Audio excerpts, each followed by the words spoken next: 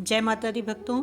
धार्मिक मान्यताओं के अनुसार जब चंद्रदेव को श्राप के कारण कुष्ठ रोग हो गया था तो भगवान शिव की कृपा से वे दोष मुक्त हुए। उन्होंने प्रदोष व्रत ही किया था जिससे वे आरोग्य प्राप्त कर पाए। प्रदोष व्रत के दिन पूजा के समय रवि प्रदोष व्रत की कथा का श्रवण जरूर करना चाहिए। व्रत कथा का श्रवण करने से व्रत का महत्व पता चलता है और व्रत का पूरा फल भी प्राप्त होता है। आइए जानते हैं रवि प्रदोष व्रत की कथा के बारे में। पौराणिक कथा के अनुसार एक गांव में गरीब ब्राह्मण परिवार रहता था।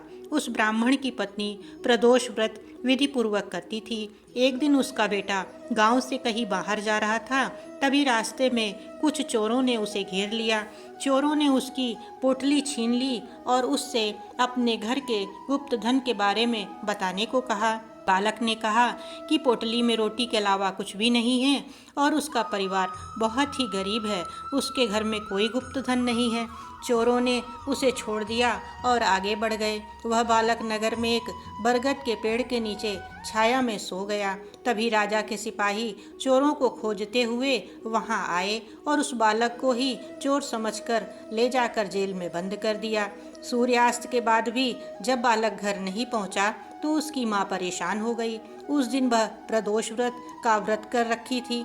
उसने शिव पूजा के समय भोलेनाथ से प्रार्थना की कि उसका पुत्र कुशल हो, उसकी रक्षा करें।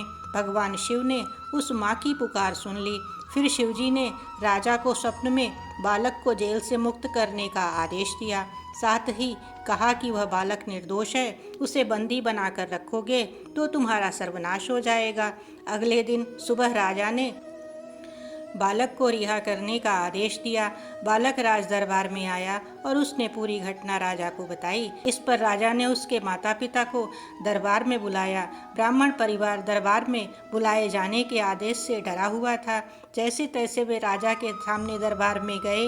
राजा ने कहा कि आपका पुत्र निर्दोष है, उसे मुक्त कर दिया गया है। राजा ने ब्राह्मण परिवार की जीविका के लिए 5 गांव दान कर दिए। भगवान शिव की कृपा से वह ब्राह्मण परिवार सुखपूर्वक जीवन व्यतीत करने लगा। इस प्रकार से प्रदोष व्रत की महिमा का बखान किया गया है। ओम नमः शिवाय।